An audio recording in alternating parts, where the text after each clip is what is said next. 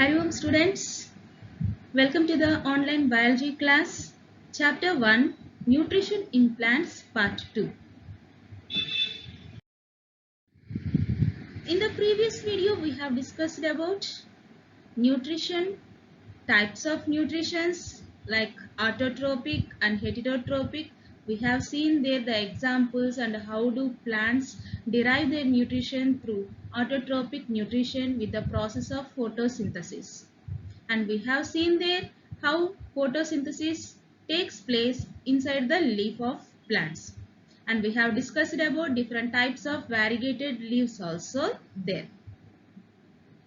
And today we are going to discuss about second type of nutrition, that is nothing but heterotrophic nutrition in plants. What is meant by heterotrophic nutrition?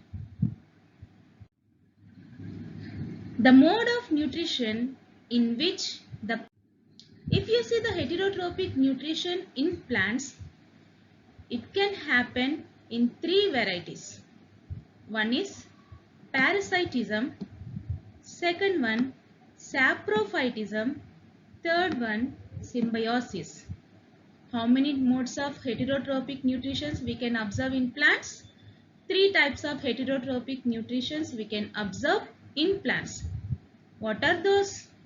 Parasitism, saprophytism, symbiosis.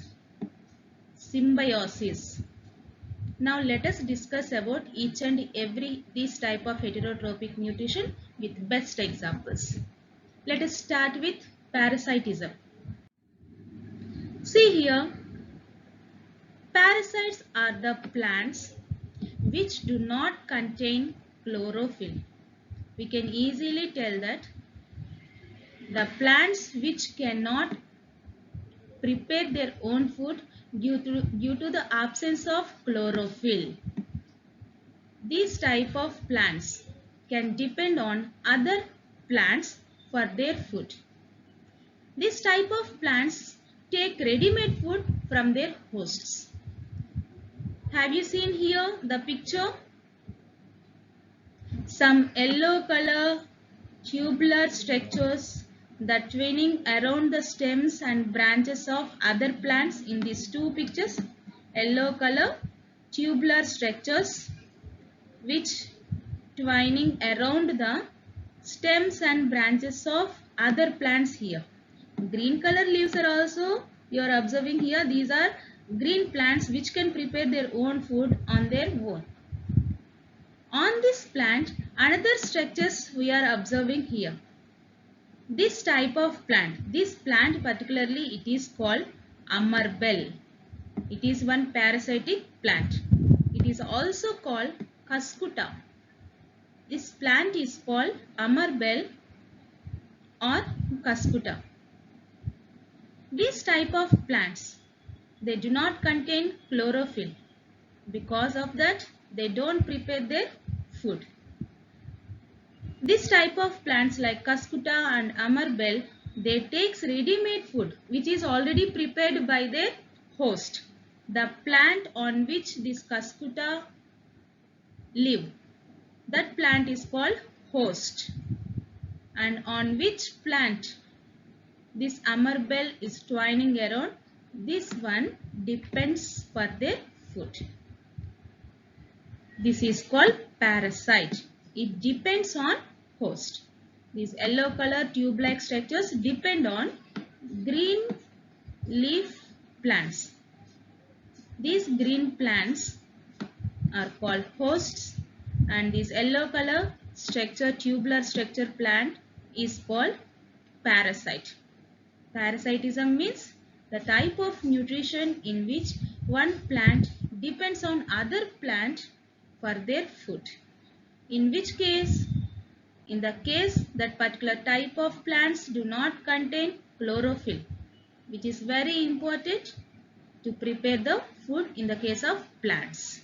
They take ready-made food from hosts. One more type of plants are also there which can derive their nutrition from other organisms. Those are insectivorous plants.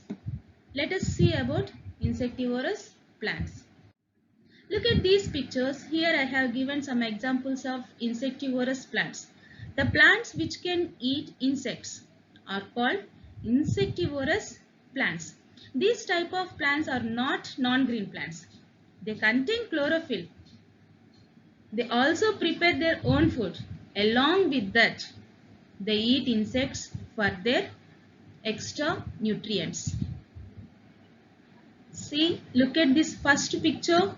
This is called Venus flytrap. It is one insectivorous plant, Venus flytrap.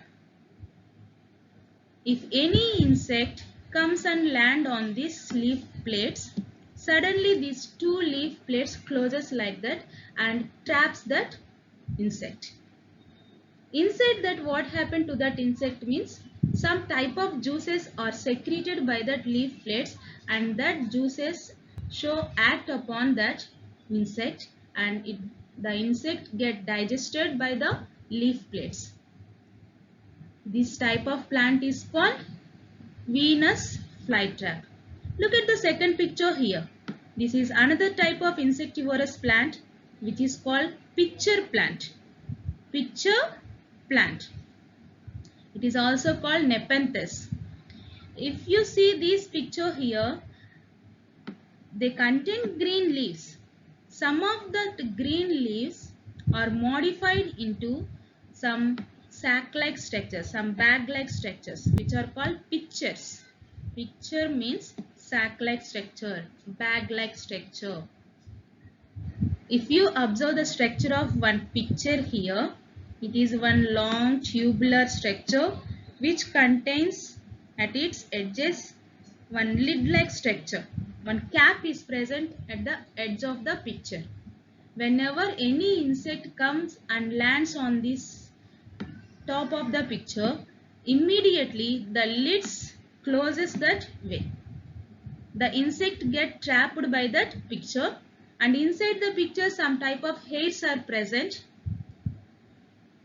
Through that hair-like structure, the insect gets trapped, and inside the pitcher again some type of digestive juices are released, and these digestive juices digest that insects.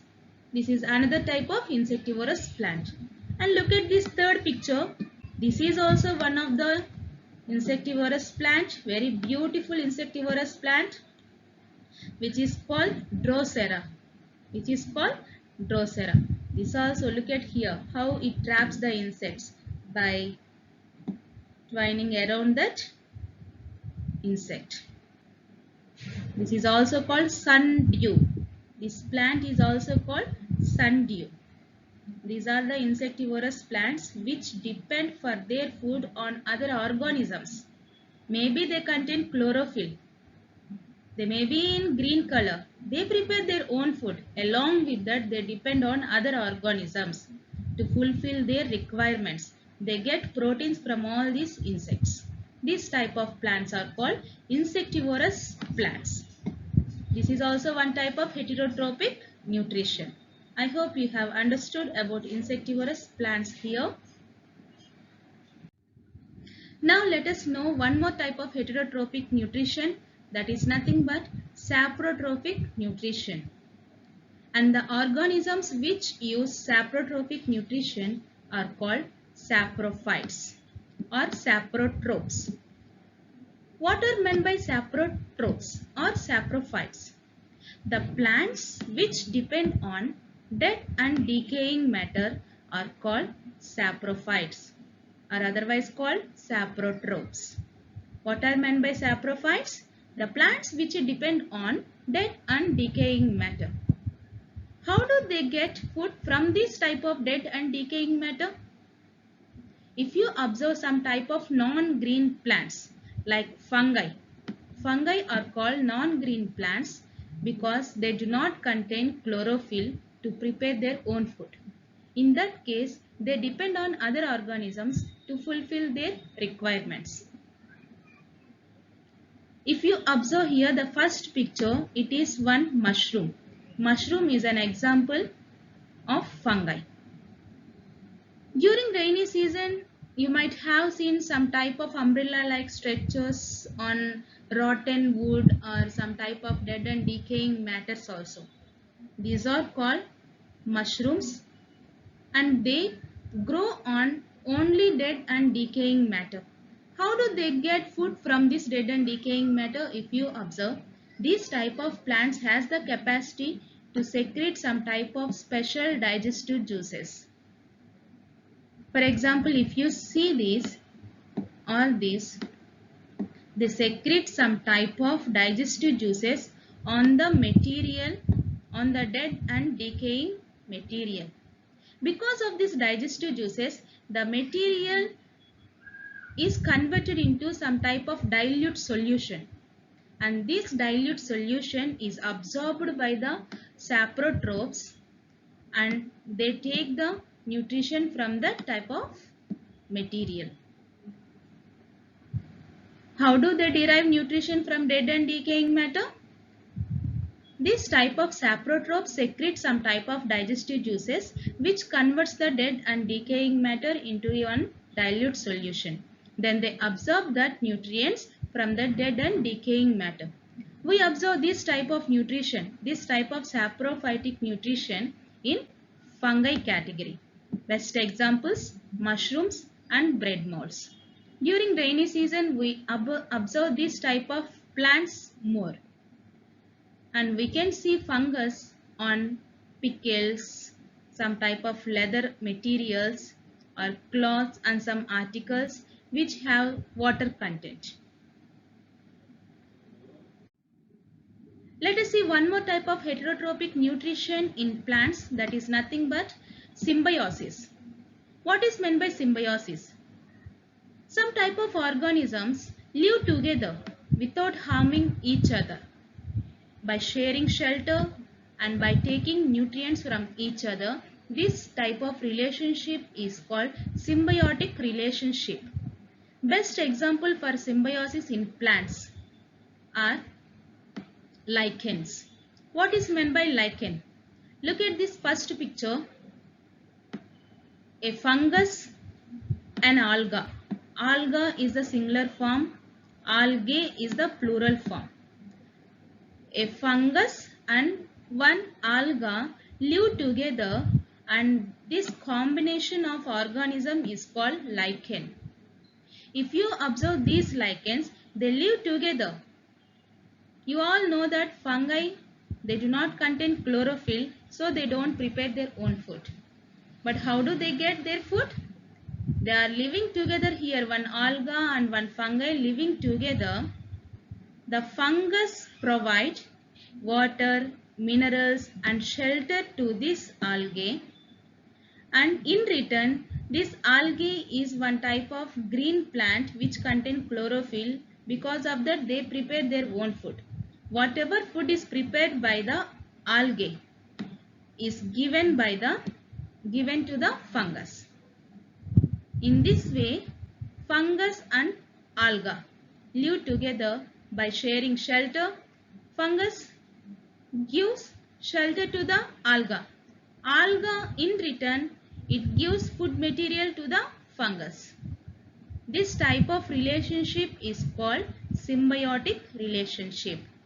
One more type of example is also there in plants. We can see that is nothing but Rhizobium bacteria.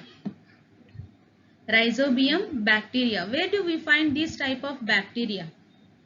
If you see some type of plants like gram plants, that means pulses, Bengal gram, green gram, red gram, all these type of gram plants or pea plants or bean plants, if you observe the root system of these type of plants, they contain some type of bulb-like structures on their root system which are called root nodules. These root nodules contain Rhizobium bacteria.